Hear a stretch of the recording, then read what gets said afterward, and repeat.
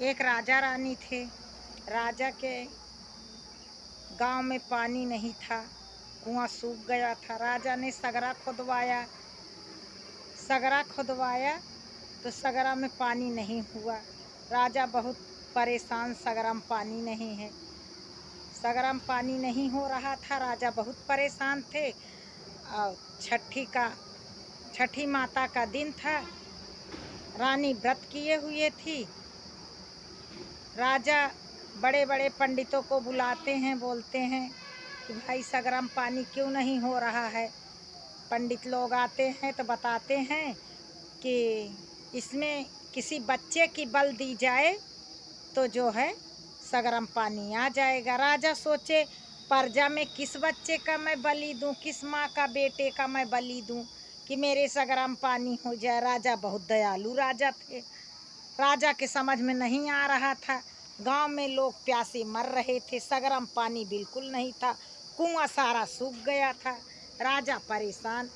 राजा ने विचार किया कि मैं क्या करूं, कैसे गांव वालों को मैं पानी दूं। ये सोच करके राजा परेशान थे। छठी माता का व्रत रानी व्रत किए हुए थी। राजा बोले कि तुम्हारे घर से बुलावा आया है, तुम्हारी मम्मी पापा ने बुलाया है, तो जाओ तुम गांव अपने घूम आओ अपने मायके। रानी बोली ठीक है। डोला कहार तैयार हो गया। राजा बोले तुम जाओ, मुझे कुछ जरूरी काम है, मैं नहीं आ सकता हूँ तुम्हारे साथ, तुम जाओ घूम आओ। रानी तैयार होती हैं, डोली में बैठ जाती हैं और अपने मायके चली जाती हैं। छठी माता का व्रत था। एक दिन पहले व्रत रखती हैं और दूसरे दिन पूजा रहती है सुबह सुबह। तो रानी जब जाती हैं तो बच्चे को रोक लेते हैं। राजा बच्चे को रोक लेते हैं, बोलते हैं तुम जाओ, कल आ जाना पूजा करने के टाइम पर। रानी सोचती हैं चलो ठीक है, आज तो मैं व्रत रखे हूँ, कल मैं छठी माता का पूजा करना रहेगा तो आ जाऊंगी टाइम से सुबह सुबह।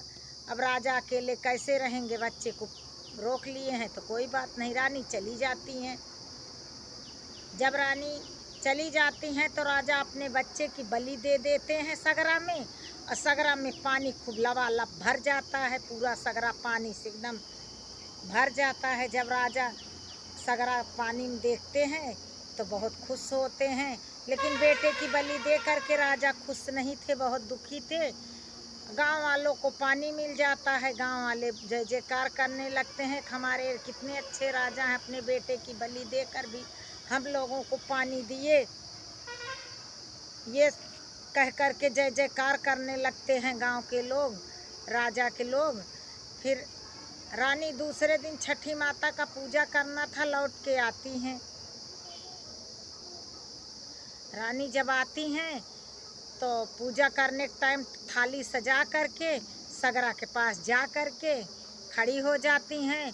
बोलती हैं मेरा बच्चा कहाँ है, बुला दो। राजा बोलते हैं क्या आवाज़ दे दो, आ जाएगा, यहीं कहीं घूम रहा होगा।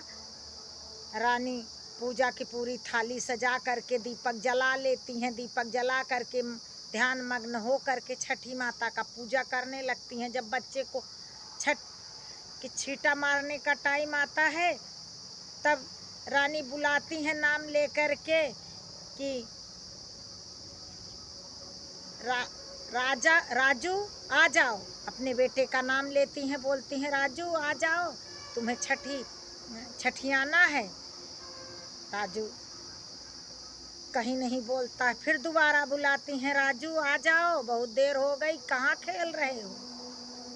फिर कोई नहीं आता है। तीसरी बार फिर बुलाती हैं राजू कहाँ हो, नहीं आ रहे हो, तुम्हें छठियाना है। अब माता रानी से कहती है माता रानी इसको कैसा ज्ञान दी हो, कैसा बुद्धि दी हो, मैं बुला रही हूँ, ये खेल रहा है, पता नहीं कहाँ चला गया है, मेरे बच्चे को बुला दो। दिल से याद करती है माता रानी को। और माता रानी पुरैन के पाता पे सगरा में देख रही हैं तो बेटा बैठा मुस्करा रहा है।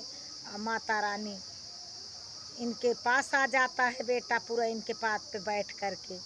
देखती हैं कि मेरा बेटा मेरे पास आ गया, छठियाती हैं, पूजा करती हैं, पूजा करके बेटे को साथ ले करके घर के पास जब आती हैं महल में, तो राजा देखते हैं कि मेरा बेटा आ रहा है और मेरी बीवी भी आ रही है पूजा करके। राजा बोलते हैं ये तुम्हें कहाँ से मिला? रानी बताती हैं मैंने एक बार बुलाया, 2 बार बुलाया, तीसरी बार बुलाया तो पूरा इनके पाते पे बैठ करके मेरे पास आया सगरा में से निकल के। राजा खुश हो जाते हैं, खुश हो जाते हैं, कहते हैं माता रानी जैसे मेरा भला करी हो ऐसे सबका भला करना, सबका लाल अच्छे से रखना, और जैसे मेरे बच्चे की रक्षा की हो वैसे सबके बच्चे की रक्षा करना। रानी से बताते हैं कि मैंने सगरा में बच्चे की बलि दिया था। रानी माता रानी का तुरंत पैर छूती हैं और दिल से कहती हैं कि हे माता रानी जैसे हमारी गोद हरी भरी कर दिया ऐसे सबकी गोद हरी भरी करना। इतना कह कर के रानी रोने भी लगती हैं और खुशी से झूम भी उठती हैं कि सगरा में मेरे पानी भी हो गया। गांव के लोग पानी भी पाने लगते हैं। तो राजा इतने दयालु थे, अपने बच्चे की बलि देकर भी गांव के लोगों को पानी देते हैं। बोलो जय छठी माता की।